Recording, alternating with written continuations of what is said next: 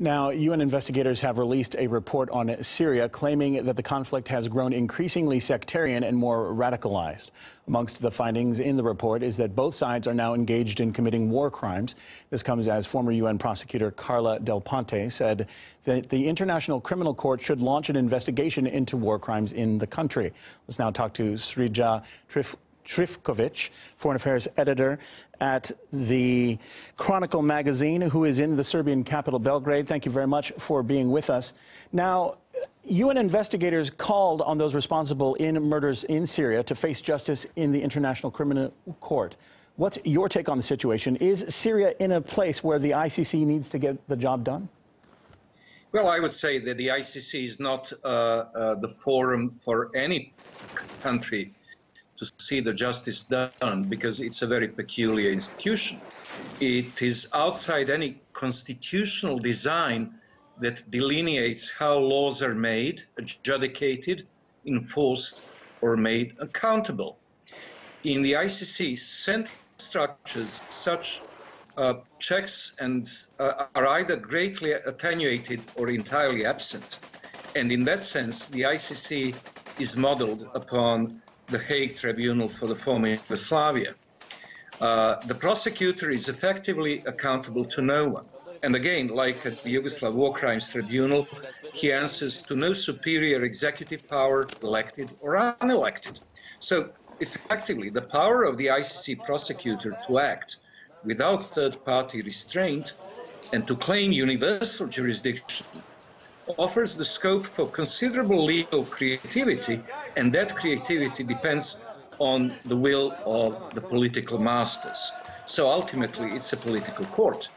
The foundation of the entire edifice is the ideology of universal political and legal culture for the whole world as defined by the postmodern West. And again, we've seen this at the Yugoslav Hague Tribunal, and I was there less than 2 weeks ago, Wednesday before last. I testified for the third time in the case of prosecution versus Karadzic. So, to cut a long story short, the ICC is the enemy of liberty as understood and practiced by the Western institutions since the Enlightenment onwards. The moral absolutism at the core of the ICC is immoral. Now, the UN says that both the rebels and the government are committing war crimes. Do you think that the international community will start dealing with both sides more evenly? Again, I have to come back to the Yugoslav War Crimes Tribunal.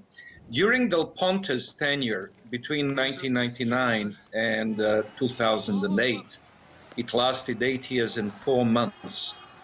Her prosecutions against the suspects focused to such an extent on the Serbs that in the end, the ratio of verdicts stands in terms of years about 20 to 1, 1,200 versus 60. The Serbs committing crimes or allegedly committing crimes against Muslims, Croats and Albanians, and everybody else against the Serbs. So this is really a fig leaf which is supposed to hide the essence of this project, and it is to treat Bashar and his government as members of joint criminal enterprise. And remember this term, joint criminal enterprise is an all-embracing, quasi-legal concept used by the Yugoslav War Crimes Tribunal to indict everybody within the hierarchy and lower down the scale. Now, speaking of the fairness of the issue, earlier you talked about how unfair and immoral the whole thing is. Britain actually wants to funnel more arms to the Syrian rebels, but was rebuffed by other EU nations. Why is the UK so keen to help the armed opposition, and is this really fair even to the Assad government? Well, by the same token, we should ask, why was the UK under Blair so keen to join Bill Clinton's war against the Serbs in 1999, or to be the second fiddle to George W. Bush in the war against Iraq, or again on the spurious grounds of weapons of mass destruction in 2003? I think that Britain likes posturing as the kind of voice of the moral majority in the West. And it's really a second-class declining power that is just playing to the tune in Washington. Unfortunately, we've run out of time. I'd love to talk to you more on this subject. Srđan Trifković, Foreign Affairs Editor for the Chronicle magazine, thank you very much for being with you. Very interesting thoughts.